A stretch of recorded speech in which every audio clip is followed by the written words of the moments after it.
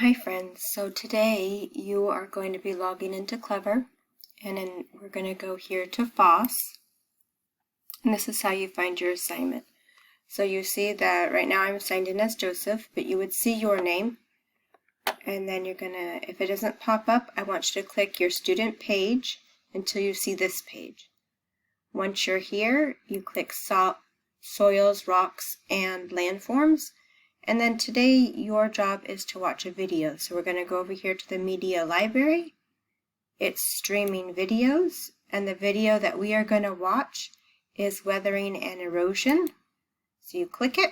Now if you look down here, your assignment is only to watch Chapter 2, Chapter 5, Chapter 6, and Chapter 7. You do not have to watch all of them. After you're done watching those videos, then you will answer the question that is in your direction box.